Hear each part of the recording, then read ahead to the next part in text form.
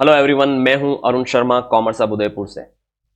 आज की इस वीडियो में हम बात करने वाले हैं एक YouTube कमेंट के ऊपर। जो ITR 3 का मेरा एक वीडियो है YouTube पर, उस पर ये कमेंट डाला गया है। नवजोत सिंह करके सब्सक्राइबर है उन्होंने, और मैंने उनको बकायदा रिप्लाई में ये भी लिखा कि मैं इसका वीडियो कल बनाकर आपको पोस्ट करूँगा।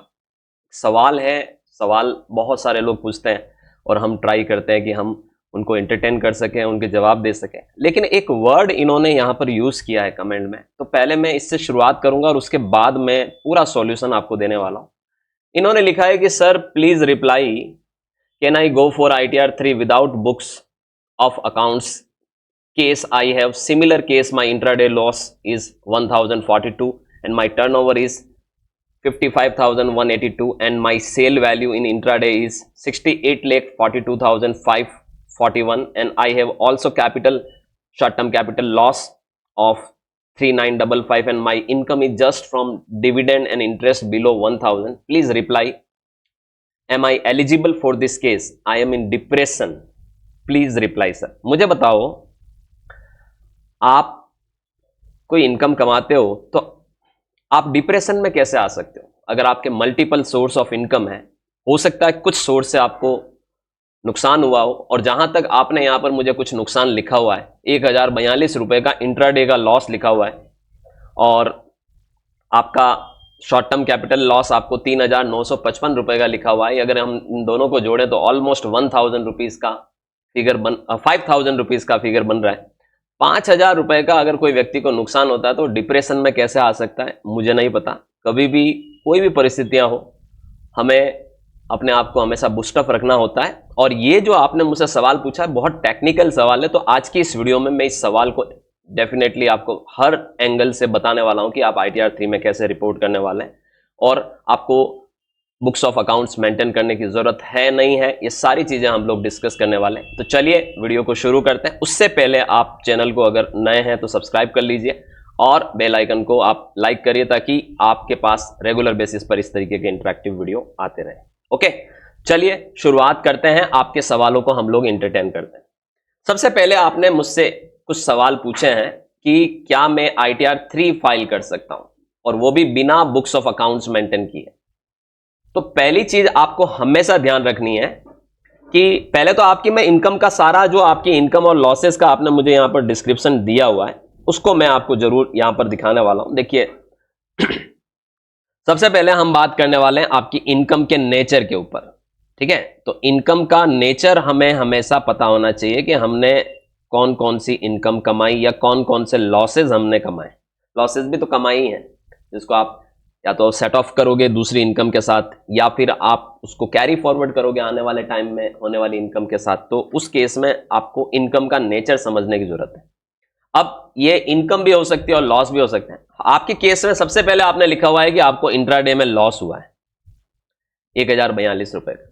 तो इंट्राडे लॉस यानी ये एक तरह से, इसे हम कह सकते हैं, इंट्राडे को कभी भी ध्यान देना, बिजनेस इनकम माना जाता है और स्पेक्युलेटिव बिजनेस माना जाता है।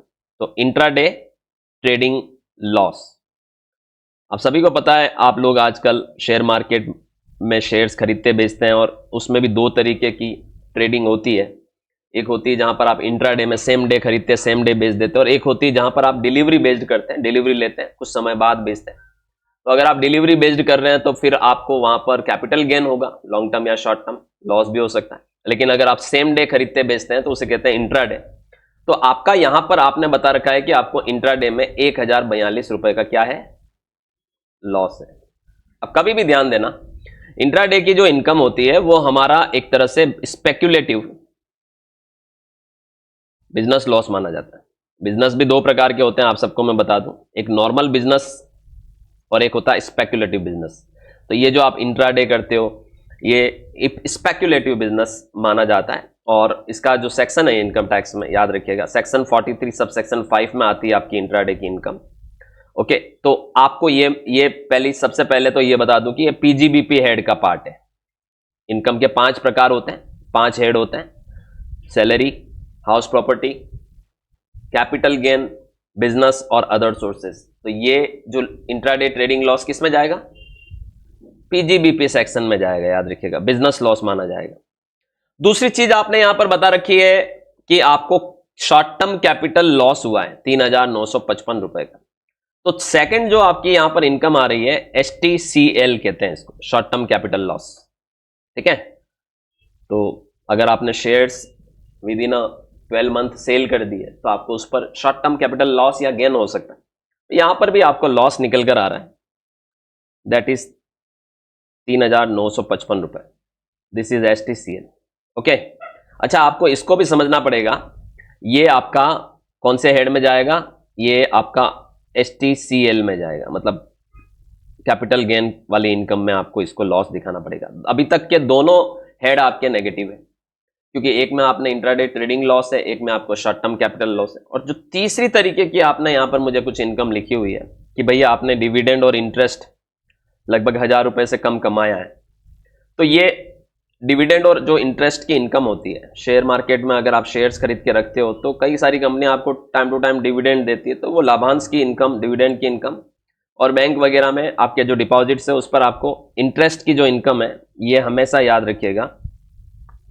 जैसे यहां पर आपने ऑलमोस्ट बताया कि आपका 1,000 रुपए तक का ये दोनों चीजें हैं, तो ये आपका अदर सोर्सेस की इनकम है, इनकम फ्रॉम अदर सोर्सेस। तो देखिए यहां पर बड़ी स्थिति क्लियर है कि दो हेड आपके नेगेटिव है और एक हेड आपका प्लस में आ रहा है। तो ओवरऑल अगर आपकी इनकम देखें तो ओवरऑल आपकी इनकम नेगेटिव में ही है। अगर मैं तीनों को जोड़ूंगा तो लगभग 4,000 आप माइनस में जाओगे, लेकिन तीनों को आप जोड़ नहीं सकते क्योंकि सेट ऑफ के भी कुछ नियम होते हैं, याद रखिएगा।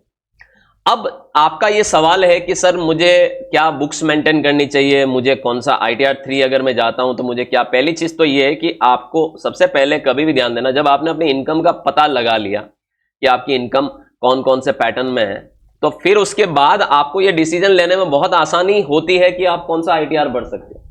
देखिए PGBP की इनकम अगर किसी की भी होती है, इनकम या लॉस होता है, तो दो रास्ते उसके पास होते हैं, ITR 3 और ITR 4 के रास्ते होते हैं।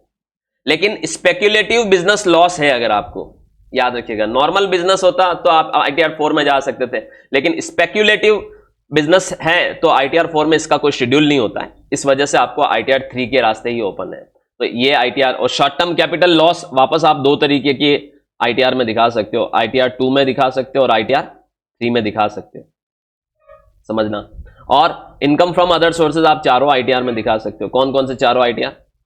1, 2, 3 और 4। अब आप देखिए इन तीनों को जब आपने ऑब्जर्व किया तो तीनों में कौन सी चीज कॉमन नजर आ रही, ऐसी कौन सा ITR है जो तीनों में नजर आ रहा है? ITR 3 तीनों में नजर आ रहा है, 1, 2 और ये 3। इसका मतलब ये कौन सा ITR फॉर्म लगने वाला है? ITR 3 लगने वाला है। आप ITR 3 के लिए ही एलिजिबल है, याद रखिएगा। इंट्राडे ट्रेडिंग से आपको इनकम होती है या लॉस होता है तो ITR 3 ही भरना पड़ता है, ITR 2 और 4 एप्लीकेबल नहीं है। 4 इसलिए नहीं एप्लीकेबल है क्योंकि स्पेक्युलेटिव बिजनेस का शेड्यूल 4 में नहीं होता। अब एक सवाल आपने मुझसे पूछा है कि सर क्या मैं बुक्स ऑफ अकाउंट्स मुझे मेंटेन करना चाहिए? कभी भी ध्यान देना, इनकम टैक्स में हमेशा याद रखिएगा बुक्स ऑफ अकाउंट्स आपको कब मेंटेन करना होता है। अगर आप ITR 3 में जा रहे हो, आप बिजनेस इनकम दिखा रहे हो, तो फिर आपको वहां पर अकाउंटिंग रखनी बहुत जरूरी होती है, अकाउंटिंग बुक्स मेंटेन करना बहुत जरूरी होता है, सेक्शन 44AA। और ये आपको बताना भी पड़ता है ITR में कि आपने बुक्स बनाई या नहीं बनाई। तो बुक्स ऑफ अकाउंट्स आपको मेंटेन करना है या नहीं है, ये सवाल हमेशा ध्यान देना। इसका जो आंसर होगा वो कौन सा सेक्शन बताएगा? आप इसके लिए 44AA को पढ़िए ताकि आपको पता चले कि किन किन लोगों के लिए बुक्स ऑफ अकाउंट्स मैंडेटरी होती है। 44AA भी दो पार्ट में होता है, पार्ट 1 और पार्ट 2। पार्ट 1 होता है स्पेसिफाइड पर्संस के लिए, पार्ट 2 होता है इंडिविजुअल्स के लिए। तो मैं अगर इंडिविजुअल्स की बात करता हूं, इंडिविजुअल और HUF की बात करता हूं, तो देखिए दो चीजें आपको देखी जाती है, ठीक है। जब आपका इनकम यानी जैसे अगर आप कोई बिजनेस कर रहे हो तो आपकी प्रॉफिट, इनकम का मतलब होता है प्रॉफिट। आपका अगर उस बिजनेस का प्रॉफिट 2.5 लाख रुपए से ज्यादा है, कितना? 2.5 लाख से ज्यादा है। और दूसरी चीज देखी जाती है, या फिर आपका टर्नओवर मतलब जो भी आपका बिजनेस का टर्नओवर है, सेल है, वो आपकी 25 लाख से ज्यादा है। तो इंडिविजुअल के केस में बात कर रहा हूं, ठीक है। तो ऐसे केस में इन दोनों में से कोई भी एक्टिविटी होती है तो आपके लिए मैंडेटरी हो जाता है बुक्स ऑफ अकाउंट्स मेंटेन करना। तो ऊपर जो आपने मेरे से सवाल पूछा उसी में आपका टर्नओवर भी मुझे पता चल जाएगा और आपका प्रॉफिट भी मुझे पता चल जाएगा। तो जो पहला सवाल है टर्नओवर का, तो हमेशा ध्यान देना, आप इंट्राडे में आपने लॉस हुआ इतना 1042 रुपए का, और आपने बताया कि आपका टर्नओवर 55,182 रुपए का है, ठीक है। और आपने भले ही सेल वैल्यू, इंट्राडे में सेल वैल्यू 68 लाख रुपए बताई है। एक चीज हमेशा ध्यान देना, ये जो 68 लाख रुपए होते हैं ये टर्नओवर नहीं माना जाता है। कभी भी ध्यान देना, स्पेक्युलेटिव जो इनकम होती है उसमें जो आपकी नंबर ऑफ ट्रांजेक्शन आप कितने करते हो वो कभी भी टर्नओवर में नहीं आता। तो ये ट्रांजेक्शन की वैल्यू है, खरीदना बेचना खरीदना बेचना, तो वो टर्नओवर नहीं होता। टर्नओवर निकल कर आता है जो आपका ग्रॉस प्रॉफिट होता है वो।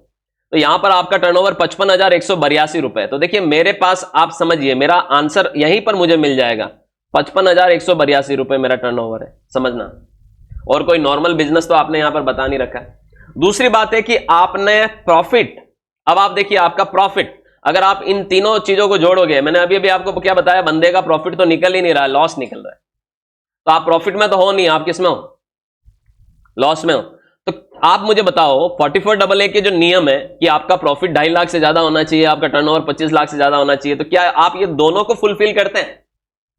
क्या ये दोनों एक्टिविटी फुलफिल हो रही है? दोनों में से कोई एक्टिविटी फुलफिल हो रही नहीं हो रही है, तो फिर सवाल का आंसर निकल कर आ गया है कि ना तो आपका इनकम 2.5 लाख से ज्यादा है, ना आपका टर्नओवर 25 लाख से ज्यादा है। इसका मतलब आपको बुक्स मेंटेन करना जरूरी नहीं होता, आपको बुक्स बनाने की रिक्वायरमेंट नहीं है। लेकिन कुछ चीजें आपको हमेशा ध्यान में रखनी है कि बुक्स आपको मेंटेन नहीं करनी है, लेकिन शेयर में अगर आप ट्रेडिंग कर रहे हो तो ब्रोकर से कॉन्ट्रैक्ट नोट मिलते हैं। जब आपको शेयर्स खरीदने बेचते हो तो कॉन्ट्रैक्ट नोट आप जरूर मेंटेन करें, शेयर्स का लेजर स्टेटमेंट आप जरूर मेंटेन करें, और अकाउंट स्टेटमेंट आपके पास जरूर होना चाहिए। ये चीजें तो आपके पास होनी चाहिए, क्योंकि कल को कुछ कोई क्वेरी होती है या कोई स्क्रूटनी होती है, वो आपसे अगर सवाल जवाब करते हैं, आपसे प्रूफ मांगते हैं, डॉक्यूमेंट्स मांगते हैं, तो उस केस में आपके पास ये चीजें होनी चाहिए। इंट्राडे कर रहा बंदा तो डेफिनेटली कॉन्ट्रैक्ट नोट होगा, लेजर स्टेटमेंट मंगवा लो, पीएनएल मंगवा लो अपने ब्रोकर से, ज्यादा बेटर है, तो वो उसमें बहुत स्थिति क्लियर हो जाएगी। और बैंक स्टेटमेंट भी होना चाहिए, क्योंकि ये सिर्फ दिखने में, अभी बंदे ने ये बता दिया लेकिन जरूर नहीं कि ये हो, बैंक कुछ और बोल रहा हो, बैंक में कुछ और तरह के ट्रांजेक्शन नजर आ रहे हो, तो स्टेटमेंट भी आपके इन फिगर्स के साथ मैच होते हुए नजर आने चाहिए, है ना। बताने में तो अभी इस पिक्चर को देखते हुए तो मैं बोल रहा हूं कि 4,000 का नुकसान में बंदा, लेकिन पता पड़ा बैंक स्टेटमेंट में 50 लाख रुपए आपके अकाउंट में डिपॉजिट हुए, तो वो कहां से आए? इसलिए स्टेटमेंट बहुत बड़ा मैटर करता है। एक चीज और है, आपने हालांकि सवाल में मुझसे पूछा नहीं, लेकिन मैं बता देना चाहूंगा कि लॉस को कैसे रिपोर्ट करोगे और कैसे कैरी फॉरवर्ड करोगे। तो देखिए ये चीज भी बहुत इंपॉर्टेंट होती है, क्योंकि जब आप लॉस होता है तो आपको फिर उसकी रिपोर्टिंग मायने रखती है कि भाई लॉस को दिखाना कैसे। किसी ने पूछा भी था मुझसे ये सवाल कि लॉस को कैसे रिपोर्ट करेंगे और उसको हम कैरी फॉरवर्ड कैसे करेंगे। कैरी फॉरवर्ड मतलब अगर वो एडजस्ट नहीं हो पाया करंट ईयर की किसी इनकम के साथ, तो आप उसको आगे कैसे लेके जाओगे, ठीक है। तो अभी आपके सामने देखिए जो लॉस है, एक तो है इंट्राडे का लॉस, स्पेक्युलेटिव लॉस।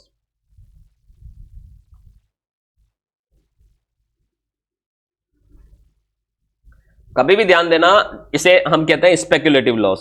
अगर आप कोई भी ऐसी बिजनेस एक्टिविटी करते हैं जो स्पेक्युलेटिव नेचर की होती है, और अगर आपको उस एक्टिविटी से कोई लॉस होता है, तो वो सिर्फ एंड सिर्फ स्पेक्युलेटिव इनकम के साथ, उसी तरीके के बिजनेस या स्पेक्युलेटिव नेचर के बिजनेस की इनकम के साथ ही एडजस्ट हो सकता है।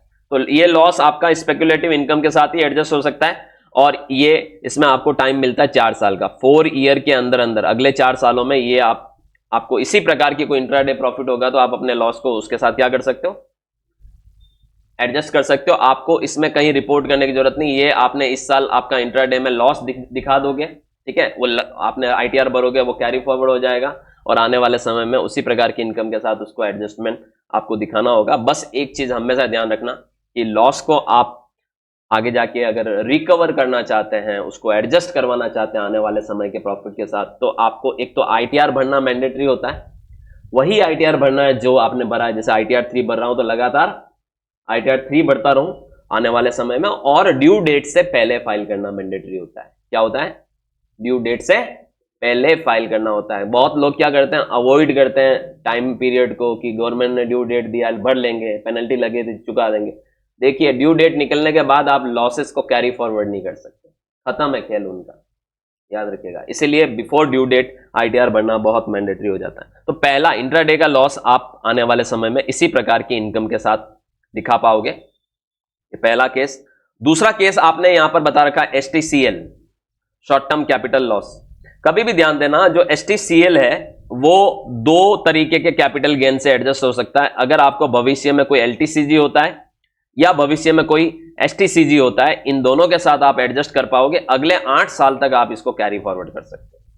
तो as per the rule LTCG और एसटीसीजी के साथ इसको एडजस्ट कर सकते हो। वर्तमान में करंट ईयर में आपका ये दोनों प्रकार के एडजस्टमेंट होने वाले नहीं है, इसीलिए लॉस कैरी फॉरवर्ड होने वाले, याद रखिएगा, ठीक है। और हमेशा ये जो तीसरी जो आपकी डिविडेंड और इंटरेस्ट की इनकम है, ये आपकी टैक्सेबल इनकम मानी जाएगी। अगर आप आईटीआर भरोगे तो ये 1000 रुपए आपका इनकम दिखेगा वहां पे, हालांकि 1000 रुपए पे कोई टैक्स तो बनता नहीं है, तो इसीलिए आपको कोई टेंशन लेने वाली बात नहीं है। तो ये डिविडेंड और इंटरेस्ट इनकम आपकी टैक्सेबल इनकम में आपको जोड़नी है, ठीक है। तो सीधी सी बात है, आईटीआर 3 के बिजनेस एंड प्रोफेशन शेड्यूल में जाके, पीजीबीपी में जाके आप स्पेक्युलेटिव बिजनेस को वहां पर जाके आप उस लॉस को दिखा पाएंगे, ठीक है, जहां पर आप अपने लॉसेस को एंटर करेंगे। कैपिटल गेन शेड्यूल में जाके आप शॉर्ट टर्म कैपिटल लॉस को दिखाएंगे, ठीक है, और अदर सोर्सेज में जाके आप डिविडेंड और इंटरेस्ट को रिपोर्ट करेंगे। और लॉसेस को कैरी फॉरवर्ड करने के लिए आपको एक और शेड्यूल होता है सीएफएल, है ना, कैरी फॉरवर्ड लॉसेस, उसमें दिखाना होता है जिन लॉसेस को आप आगे कैरी फॉरवर्ड करना चाहते हैं। ये सारे शेड्यूल आपको भरने हैं, ऊपर बताई गई सारी तरीके को ध्यान में रखते हुए। तो आई होप आपको ये पूरा जो केस स्टडी है वो समझ में आया होगा। इसी तरीके के जो क्वेश्चंस हैं, प्रैक्टिकली जो केस स्टडी है, उसको मैं टाइम टू टाइम एंटरटेन करता रहूंगा। थैंक यू सो मच, बने रहिए इस चैनल के साथ, धन्यवाद। इस तरीके की इंटरेक्टिव नॉलेज के लिए आप चैनल को सब्सक्राइब कर लीजिए, और साथ ही साथ में अगर आपको practical accounting, income tax, GST, banking और बहुत तरीके के स्किल डेवलपमेंट के कोर्सेज अगर ज्वाइन करना चाहते हैं ऑनलाइन, तो आप हमारी एप्लीकेशन को डाउनलोड करिए और कोर्स को परचेज करिए। Thank you so much.